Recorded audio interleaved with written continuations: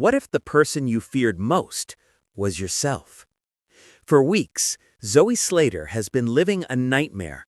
Strange noises in the night, things moving when no one's around, and the growing feeling that someone is watching her every move. It all started at the Vic, when a photo was found smashed on the floor, the glass covered in blood. Moments later, Zoe was locked inside the barrel store, terrified, calling for help as silence filled the air. By the time anyone got there, the door was open, and whoever did it was gone. Or at least, that's what Zoe thought. The next morning, the fear still lingered. Kat was desperate to help her daughter, determined not to make the same mistakes her own mother made. She swore she'd protect Zoe, no matter what it took. But Alfie wasn't convinced. He thought Zoe was imagining things, that the whole Stalker story was in her head, and when the police came up empty-handed, it only fueled his doubts. Still, Kat refused to turn her back on Zoe. She'd been through too much already, and something inside her said this was more than just paranoia. Zoe tried to carry on with her day, but trouble seemed to follow her everywhere. She met with her private investigator at the cafe, hoping for answers about her adopted son. That case had been hanging over her for months, and Zoe was desperate to know the truth. But what she heard next hit her like a ton of bricks. The investigator revealed that Sharon wanted to close the case because she'd just learned that Dennis wasn't the real father. For a moment, Zoe was speechless. The truth she'd been chasing suddenly seemed to slip further away. But then came something unexpected. The investigator said she'd made progress, that she'd traced a key piece of the jigsaw.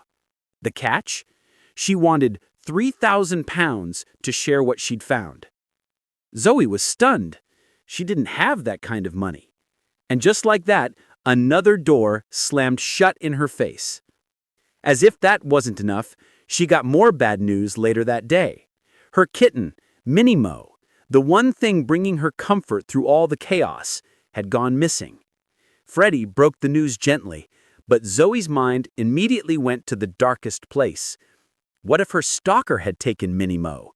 What if this was another warning? She ran out into the square, calling for her cat, tears mixing with frustration and fear. That's when Anthony found her, exhausted, shaking, completely broken. He could see she wasn't herself. She apologized for accusing him of stalking her the night before, admitting she didn't know what to believe anymore. Anthony told her she needed to stop letting fear control her.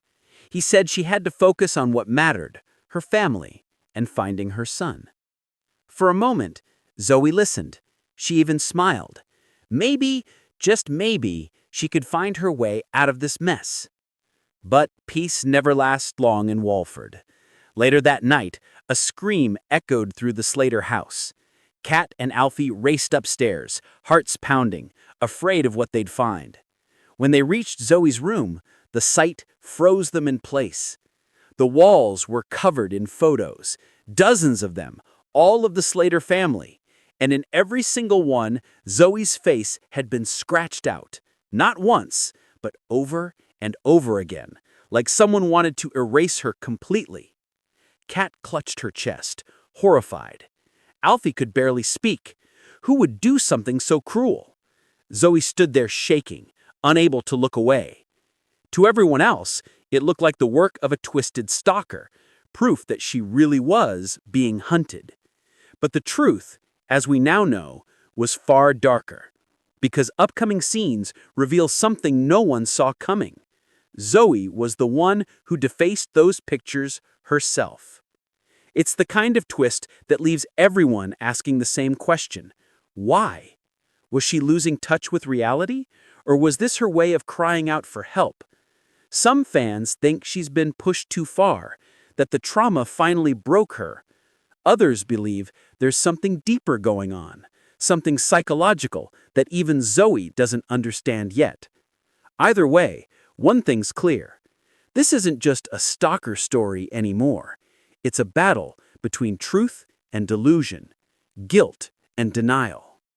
Zoe's world is collapsing around her, and the lines between fear and obsession are blurring fast. The smashed photos, the missing cat, the mysterious investigator, it all points to one thing. Zoe is running from more than a stalker. She's running from herself. And as her family tries to reach her before it's too late, viewers can't help but wonder how much of this horror is real and how much is happening inside her mind. Because sometimes the scariest monsters aren't the ones lurking in the shadows. They're the ones staring